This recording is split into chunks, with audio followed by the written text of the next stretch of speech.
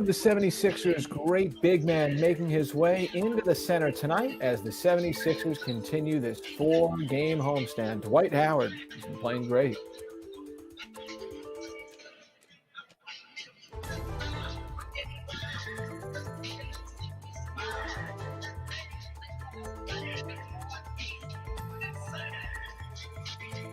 And a look inside the arena tonight as the 76ers roll on along. They're trying to extend their season-best winning streak. They have won 6 straight games, looking to make it 7. But they certainly have a big test tonight as Giannis Antetokounmpo, the 2-time reigning MVP, and the Milwaukee Bucks are in town getting ready to take on Seth Curry and the 76ers. How you doing? And welcome into 7-6 Live Countdown presented by Tissot. I'm Brian Seltzer. Lauren Rosen is in the other panel of your screen. Lauren, this is one that's been circled in the not so long period of time since the second half of the season schedule was announced. 2 of the top 3 teams in the Eastern Conference. They figured to be favorites to come out of the East for the finals this year. 76ers, the number 1 seed at 28-12, and the number 3 seed, the 25-14 Milwaukee Bucks. Yes, indeed, Celts. This is an exciting one that I think fans across the league are probably looking forward to. Wish that these teams could clash at full strength. The Bucks, of course, with reigning MVP Giannis Antetokounmpo, and the Sixers, of course, have potentially the next MVP Joel Embiid out tonight due to that left knee bone bruise. It would have been great to see the two of them go up against each other, but luckily, this is probably not the last time. Certainly not the last time, but you never know how far down the road this matchup could come up once again. 76ers do have the 6th man on their side, albeit 3,071 of them. It's been great to hear the fans back in the building the last 2 games, including last night. The Sixers extend their winning streak with a really gritty win against the New York Knicks, 99-96. It was a muck and grinded up kind of game, Lauren, and the Sixers pulled it out in the end.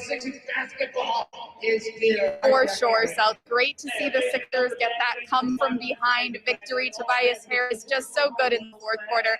I know we're going to talk a little bit more about him in just a moment, but cool to see the team get it together, bring it down the stretch, and really get that win when it counted. No question about it. You know, and this is something we'll talk about a little bit more with Amy Fadol of NBC Sports Philadelphia, who will also join us a little bit later on. But to me last night, that game smelled like a not-win proposition for the 76ers. Up until maybe 6 minutes to go in the 4th quarter, it was nip-tuck throughout, didn't get outside of 10 points in terms of the margin for either team. But it just seemed like every time the Sixers drew closer, the Knicks answered with a run, whether it was at the end of the 2nd quarter, or the end of the 3rd quarter when the Sixers trailed by 9 points. But to their credit, their defense is what they've been trying to hang their hats on all season long, and it arrived at the most pivotal point of the game. For sure, and we just saw that man, Ben Simmons, has never lost to the Knicks. There he is, right on cue. Has never in his NBA career lost to the Knicks, a perfect 13-0 against this team. He was phenomenal as usual, flirting with triple-double territory as we are used to, finding Seth Curry here for one of, I believe, his 7 assists. And Tobias Harris, you said it, 30 points. Phenomenal work in the 4th quarter, 8 of those 30 in the 4th. Really, really cool to see the team got this one out late. Like you said, didn't really feel like it was their night, but they still found a way to win, which is extremely valuable in this league. Another 20-point performance for Seth Curry, who was so huge in the 3rd quarter, and that was one of the top defensive plays of the season, not just the game. Dwight Howard, collision, violent impact with the left hand, leaving the all-star Julius Randle in a heap. And that really sparked the Sixers, Lauren, to get going. They took off right after that. They sure did. Again, this 4th quarter was just everything that the Sixers needed. After a tough first half, they went into halftime with a little bit of a, down spirit. We heard that from Doc. We heard from Tobias. Didn't feel like the night was quite going their way. But this 4th quarter, Tobias Harris getting his teammates involved, getting himself involved, 4 straight go-ahead points in that 4th quarter that ended up making the difference. Yeah, that really strong take to the rack to put the Sixers in front. Also with the assist on the go-ahead 3-pointer a few plays ago to Seth Curry. This one, Lauren, the play that everyone was talking about after last night's game. Tobias Harris was even talking about it, in fact, right after he made the basket. He sure was. He was very demonstrative, a little emotional, had some thoughts maybe about how the last few weeks of his life have gone as it relates to, of course, his snub from the All-Star game. It seems like we all agree that this is a man who is playing at an All-Star level. Ben Simmons says that the team considers him an All-Star. Doc Rivers said he considers him an All-Star. And Tobias Harris certainly still playing like an All-Star. So if you didn't see the clip after that play as Tobias was going back down the floor to the Sixers end and New York had called a timeout, he looked up to the crowd and he just barked, "I'm an all-star." And I think that's great. I love that attitude about Tobias Harris. We know he is a great dude, great personality. He is one of the true good guy ambassadors for the NBA, always in the running for the NBA Cares Award. But I like seeing some more meanness in my Tobias Harris in between the lines. I like it. Little chip on his shoulder, a little bit of bounty ball, as I know you called it on Twitter. Tobias said he has a bounty out for anybody that didn't vote for him for All-Star, whether that's coaches or media members. He wants to right what he feels is a wrong. And I believe if he continues on the path that he's on, as Doc Rivers has said, sometimes your first All-Star bid comes in your second All-Star season. And I think next year could certainly be the year for Tobias Harris. Harris scoring 8 of the last 9 points in regulation for the 76ers. So clutch. His numbers in late game, fourth quarter scenarios among the best in the league. It's really been something that's been great to see. And then the defense he played on Julius Randle was another big reason why the 76ers were in position to win that game. You bring up a good point, Seltz. Doc Rivers talked about defense prior to our show tonight. And when he named the team's key defenders, he said Joel Embiid, he said Ben Simmons, and he said Tobias Harris. This is a role that Tobias has wanted to play. He's worked on his defense. He wants to be relied on as a good defender. And last night he certainly was. He played an excellent defensive game, as you said. And cool to hear Doc Rivers add Tobias's name alongside two guys that are going to compete for the Defensive Player of the Year award. Pretty cool. Amen to that. We did this last night when the Sixers played the New York Knicks, trying something new. We're always trying to test out something new here on good old 7-6 Live Countdown presented by Tissot. We're going to throw it once again live. This is not pre-taped, pre-recorded, anything, live to Sixers ENT. Oh, yes, it's the 7-6 Live Countdown presented by Tissot. Shout out to Tissot for these amazing watches.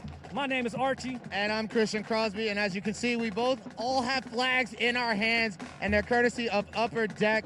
We're giving all of our fans in attendance in the building these flags tonight. So I'm super hyped about it, Archie. How you feeling? I'm feeling good because tonight we got the Milwaukee Bucks in town taking on your Philadelphia 76ers. And we want everybody at home to download the official 7-6 app.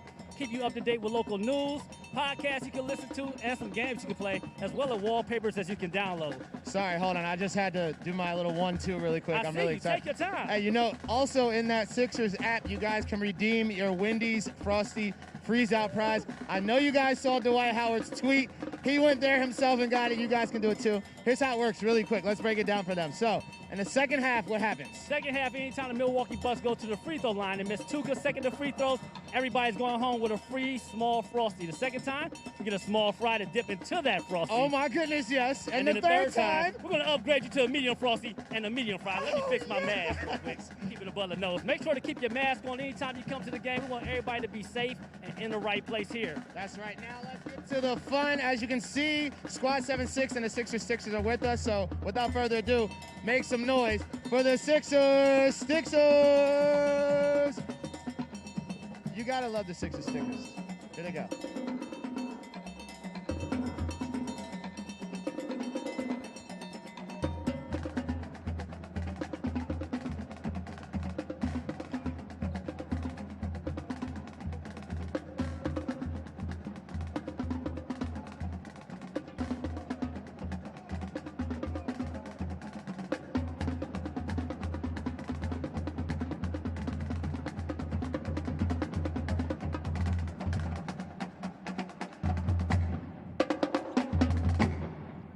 Hey, one more time for the Sixers. Sixers, that was amazing. I think it's time for some Sixers basketball, Archie. I'm ready to get down. We got the hypeness ready to go. Shout out to Upper Deck one more time. And shout out to Brian and Lauren. In fact, Brian and Lauren, you guys are doing an amazing job. We're going to toss it right back to you all. As always, let's go Sixers! What's up, Brian and Lauren? Yo, Christian and Archie, Antoine, Squad 7-6. Listen, those guys are the inspiration. I just try to get to that level, you know? Always appreciate the hype. They are doing amazing work, especially during this crazy season. It's been cool to see them adapt and bring the hype without fans, now with fans. They've been awesome. All right, someone else who always does great work, our pal Amy Fadol at NBC Sports Philadelphia.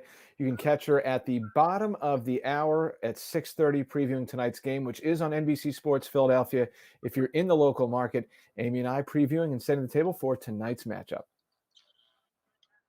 Because I know you got to leave. Okay. Thank you again for doing this on short. Yeah, of course. Anytime. What to talk about? Sixers and the Bucks, two of the best in the East. But I don't know, the Sixers, they've been playing lights out since the break without the full complement of players at their disposal. Have you been surprised by how strong they've come out of the All-Star break? A little bit. You know, it's always tough out of the All-Star break simply because, you know, you were off, you got to go, you know, relax. We heard Doc Rivers talking about how Dwight Howard was in Puerto Rico with the tropical drinks, and maybe that worked. I mean, I know when I come back from even like 2 days off at work, I'm kind of like trudging in. So these guys, I'm so impressed. It's the way they've been winning too. You mentioned it.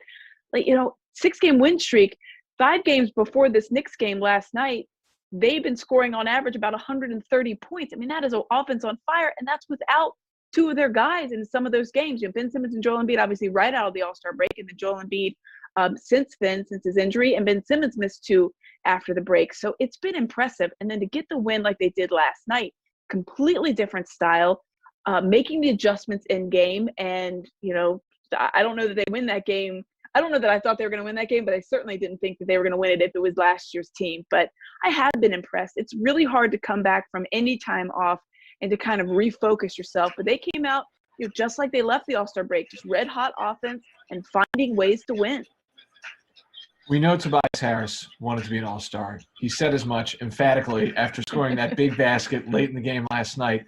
But I'm wondering now, maybe Tobias Harris, was he meant to be an All-Star, or was he meant to flick this switch, this meanness on the court that we haven't, at least in his time in Philadelphia, quite seen before, and now get to this level where he's been a sustained clutch contributor in the fourth quarter? It's been pretty wild.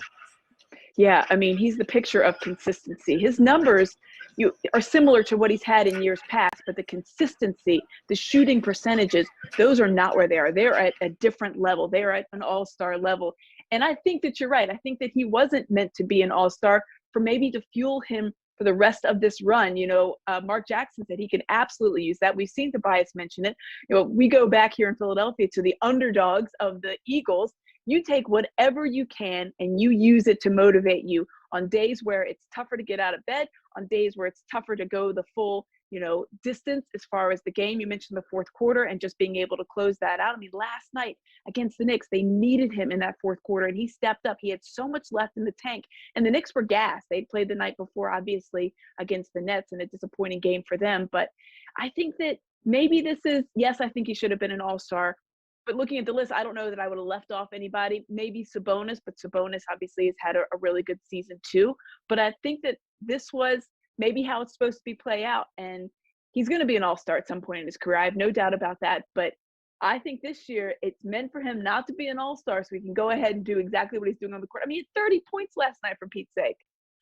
No, it's been outrageous. His defense on Julius Randle was really strong. And speaking of defense and a strong team with some great individual players, the Bucks are coming in. It seemed like it took a little bit for them to find their footing, but they are rolling right now. They obviously have Giannis, but they added Drew Holiday in the offseason just to add another dimension to their team.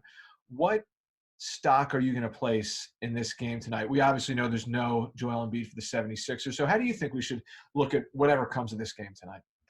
Yeah, I mean, I think you can look at it as, I hope the team obviously gets the win and does well, but what is this team like without Joel Embiid? We've seen them win without him. And it hasn't been a lot. Obviously, the first time came this year where they finally got the win without Joel Embiid, a big win. It's going to be tough. I mean, Giannis is such a load. There's a reason that I'm not wearing green right now because it is St. Patrick's Day, but I didn't want anybody to think, oh, no, she's pulling for the Bucks. I will probably wear green tonight, but it's a measuring stick game. And I know the guys are going to say it's just another game, but it's still a measuring stick game. And yes, you know, for the non-all-stars in guys like Matisse Thybulle and Shake Milton, this is a huge test for them. This is what you want to see come playoff time. Can you rely on these guys? Can you rely on that bench? Because the bench, well, last night they came on strong in the third and the fourth quarter, but prior to that in that game, they really were non-existent, which had been surprising because in the 5-game win streak before the win over the Knicks last night, they'd been one of the best benches in the league, averaging almost 54 points. So you need to see if they can match up with the Bucks. Can they beat them without Joel Embiid? I think they can, because they do have good defense. Guys like Matisse Thybulle, Danny Green has been able to step up. He is a true 3-and-D guy. And you're seeing that. Tobias Harris, you mentioned him, great defense on Julius Randle, who only had 1 bucket over the final 19 minutes, I think it was. So I think you use it as a test, a true test of playoff time. You might not always have Joel Embiid. There's going to be stretches where he's going to need to be off the court. He can't play the full, 40-plus minutes, it seems like, on some of these things. That's a lot to ask of a guy to play 40 minutes in the playoffs. So you need to see if these guys can sustain whatever lead the Sixers have built during a playoff run. And this will be a test to that, because this Bucks team, as you mentioned it, they're on a roll and they are relentless. They come at you with so many different attacks. It's not just Giannis. If you key on him too much, there's a bunch of guys, Drew Holiday, Chris Middleton, that can certainly come back and bite you. Could not agree with you more. Amy Fadol, thanks so much for your time. Really appreciate it. Have a good one tonight. Enjoy the game. I will. Thanks, Brian. Sports Philadelphia catch on the pregame in 30 minutes. It is now time, as I check let's bring it to the screen. Yeah, wrong way. Tissot Chrono XL NBA Special Edition. It is time for the keys to the game presented by Tissot. Lauren Rosen, you can do the honors and tip us off tonight for our keys. So my key is a little similar to my key from last night. So I called it triple-double patrol. What do I mean? The Bucks played their last 2 games in Washington. Giannis Antetokounmpo had a triple-double in both games. The Sixers defenders can slow him down. Can't stop a guy like Giannis, but you can hope to slow him down. If the Sixers can keep him out of triple-double territory, keep him a little bit slower than usual, they could be in good shape. But absent Joel Embiid, they do have their hands full. Their top scorer available, the Sixers' top scorer unavailable. Keep him out of that triple-double territory. The Sixers could pull this one out. When it comes to the Bucks, you certainly have to start with Giannis Antetokounmpo, and I think the 76ers are going to need to mix up their looks. They have guys like Ben Simmons, Tobias Harris, and Danny Green, obviously, as they're going to try. We have a special guest. Who knew? My little man, Ash. That's a demerit for my other live-in partner who's supposed to keep the door shut. All right, that might be our time to get the hook and pull me off stage, but the key is mix up your looks when it comes. Yes, we're talking about Giannis, bro. I think my key to the game is. I mean, look, we have keys to this game, but you have keys to life over there with that beautiful family of yours, Seltz. Nothing to apologize there for. Say hi to the little man for me. All right, I think it's time to sign off. But on a real serious note, certainly we're thinking of Sean Bradley and his family. He, it was disclosed today, was involved in a really tragic bike accident. As Doc Rivers said, fortunately he's still alive, but Sean Bradley paralyzed. Has been working for the last 6 to 8 weeks to try and regain some strength. The former number 2 pick of the Sixers in 1993. He is in our thoughts, as well as the Asian American and Pacific Islander community. Horrible events over the last 24 hours, something that there's no place for in this country. And not to bring it down for the final note of the show, but that's what's also on our mind tonight. Couldn't have said it better myself, Seltz. Things are bigger than basketball. Those are certainly 2 of them. Hope everybody enjoys tonight's game. Thank you, Coletti. Thank you, Trevor. It only took 41 games for the Seltzer family to get involved. We'll talk to you next time on Friday. See ya. Bye.